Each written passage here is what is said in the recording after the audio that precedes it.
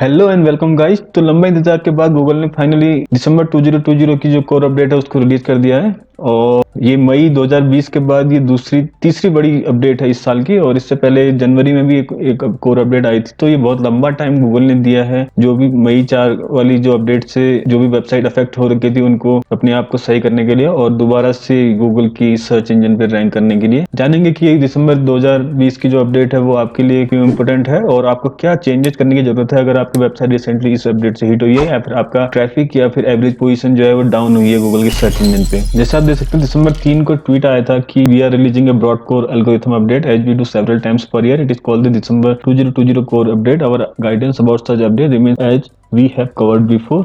और ये blog post को हम देखेंगे और मैं आपको अपने सर्च कंसोल का ट्रैफिक भी दिखाऊंगा कि कितना इफेक्ट इसका हुआ है मेरे ट्रैफिक पे और एवरेज पोजीशन पे। तो आइए शुरू करते हैं आज का ये वीडियो। तो जैसे आप ये ब्लॉग पोस्ट देख पा रहे होंगे जो उस ट्वीट के साथ अटैच थी, इसमें आप सीधे सीधे आप देख सकते हैं कि गूगल की जो कोर अपडेट है उसका जो मोटिव है वो है कि रिलेवेंट और अथॉरिटी कंटेंट को सर्चर्स तक पहुंचाना। और ये उस कोर वैल्यूज भी हैं और उसका जो मेन जो काम है वो यही है। और इसीलिए जो अपडेट्स होती हैं वो रेगुलरली आती रहती हैं। तो ये ब्रॉड कोर एल्गोरिथम इस साल की तीसरी है और ऐसी छोटी मोटी अपडेट साल में बहुत बार आते रहते हैं और ये बड़ी होती है। इनका जो इम्पैक्ट थोड़ा ज्यादा रहता है तो इसलिए भी इस एसईओ कम्युनिटी में इनके बारे में बात होती है। तो जैसे आप देख सकते हैं इसमें लिखा है कि some sites may not drop और गेन ड्यूरिंग देम।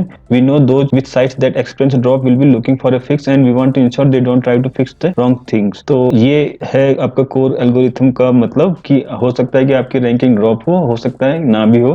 क्योंकि जो ये कोर एल्गोरिथम है इसका मतलब ये है कि अगर आपका वेबसाइट अप टू डेट है और रिलेवेंट कंटेंट है तो आपकी वेबसाइट को पॉजिटिवली इम्पैक्ट करेगा। अगर वो नहीं है, अप टू डेट नहीं है, तो वो निगेटिवली इम्पैक्ट करेगा। आपकी इस अपडेट से आपकी रैंकिंग डाउन हुई है तो आपको दोबारा से अपना सर्च कंसोल या फिर वेबसाइट को ऑडिट करने की जरूरत है और अपने कंटेंट को ऑडिट कीजिए और देखिए कि क्या वो यूजर की क्वेरीज को सॉल्व कर रहा है या नहीं कर रहा है। और उसी हिसाब से अपने कंटेंट को मॉडिफाई कीजिए ताकि जो नेक्स्ट अपडेट है तब तक आपकी वेबसाइट पे ये जो अभी हिट हुई है इसको इम्प्रूवमेंट की तरफ बढ़े। जैसे अगर हम बात करें इस कोर अपडेट को एक एग्जांपल के थ्रू यहाँ पे बहुत ही अच्छी तरह से समझाया गया है। और इसमें अगर आप देखेंगे कि जैसे इन्होंने कहा कि आपने एक 2015 में कोई टॉप 100 मूवीज की लिस्ट बनाई और 2019 में यानी कि 4 साल बाद आपने उस लिस्ट को रिफ्रेश किया और हो सकता है कि कुछ मूवीज को आप ऊपर की तरफ यानी कि उनकी पोजीशन को ऊपर करें और कुछ मूवीज को आप नीचे की तरफ मूव करें। तो होता क्या है कि आप 2019 की आप सबसे बेस्ट कलेक्शन आप देना चाह रहे थे उस मूवी उस ब्लॉग पोस्ट में या फिर तो वही एक ही नेचुरल शिफ्ट था जो आपने उसके रिव्यूज या फिर उन चीजों को देखते हुए जो पैरामीटर्स आपने बनाए थे उसके हिसाब से उसको अपडेट किया। इसी तरह से गूगल भी आपकी वेबसाइट को यानी कि सर्च रिजल्ट्स जो है उनको अपडेट कर रहा है और रिलेवेंट वेबसाइट को ऊपर कर रहा है और जो नहीं है उनको वो डाउन कर रहा है। तो यही इस दिसंबर 2020 की कोर अपडेट का मकसद है। जैसे आप ब्लॉग पोस्ट में देख सकते हैं और मैं हमेशा कहता हूँ कि फोकस ऑन कंटेंट और कंटेंट भी ऐसा जो यूजर की सर्च को फुलफिल कर रहा हो। यानी कि यूजर जो सर्च करने आ रहा है जिस कीवर्ड पे आप टारगेट कर रहे हैं वो कीवर्ड का आंसर उस कंटेंट में हो। अगर आप ऐसा करते हैं तो आपकी ब्लॉग पोस्ट या फिर वेबसाइट की रैंकिंग जो है बाय द टाइम इंप्रूव ही होगी, डाउन नहीं होगी। आपको बस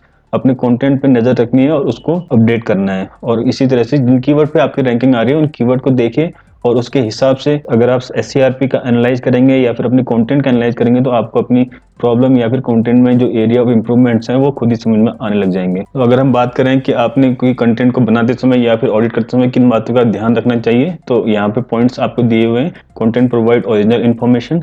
Content provides substantial, complete and comprehensive discussion of the topic. Does the content provide insightful analysis or interesting information? Or content draws the other sources? Does it avoid simply copying or rewriting those sources and instead provide substantial additional values and originality? Does the headline or page title provides a descriptive, helpful summary of the content? ये जो चीज है ना friends, ये सबकी सब एक basic सी चीजें हैं। जब आप कंटेंट को बनाते हैं तो इन बातों को आप वैसे भी ध्यान रखते ही हैं। और ये मैं अपने ऑन पेज एसईओ वाले जो वीडियो है उसमें भी ये बात कह चुका हूँ।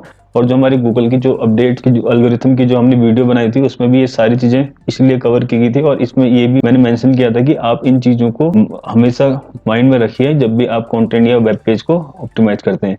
तो ये सारे पॉइंट्स नीचे डिस्क्रिप्शन बॉक्स में भी दिए हुए हैं, आप वहां से इनको रीड कर सकते हैं और एक चेकलिस्ट बना सकते हैं जब भी आप ब्लॉग पोस्ट या वेब पेज को के लिए कंटेंट लिखते हैं या फिर उनको ऑप्टिमाइज करने के लिए आप जाते हैं। तो अब बात करते हैं अपने में सर्च कंसोल में आपको लेके चलता हूँ और देखते हैं क्या चेंजेस इसके बाद मेरी वेबसाइट में आए हैं दिसंबर 3 के बाद, और क्या ये पॉजिटिवली इम्पैक्ट हुई है या फिर निगेटिवली इम्पैक्ट हुई है। हालांकि अभी कुछ भी देखना या कहना जल्दबाजी होगी, क्योंकि वो 2-3 हफ्ते बाद ही आपको असली जो पिक्चर है वो नजर आएगी। तो आइए देखते हैं सर्च कंसोल। ये एक वेबसाइट है जिसका मैं 7 डेज का ट्रैफिक जो है कंपेयर कर रहा हूँ। अगर आप देखें, ये है आपका आज 10 दिसंबर है, तो लास्ट 7 डेज और प्रीवियस 7 डेज का ये कंपेरिजन अगर आप देखेंगे तो लास्ट 7 डेज में 390 क्लिक्स मुझे मिले हैं। उससे पहले भी 386, लगभग 4 क्लिक्स का गेन है, कोई ज़्यादा नहीं। और इम्प्रेशन अगर आप देखेंगे तो लगभग 200 इम्प्रेशन मैंने इस टाइम फ्रेम में इंक्रीज किए। एवरेज CTR मेरा में कोई इसमें चेंज नहीं आया है। अगर आप पोजीशन की बात करें तो पोजीशन कहीं ना कहीं 10.8 से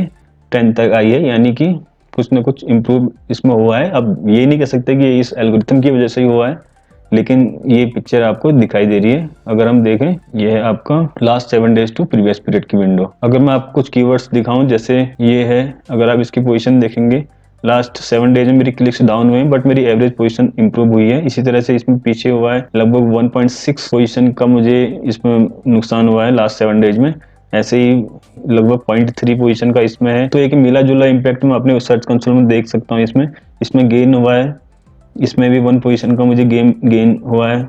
तो ये एक मिला जुला रिजल्ट मेरे लिए मुझे अभी तक नज़र जो आ रहा है वो ये है।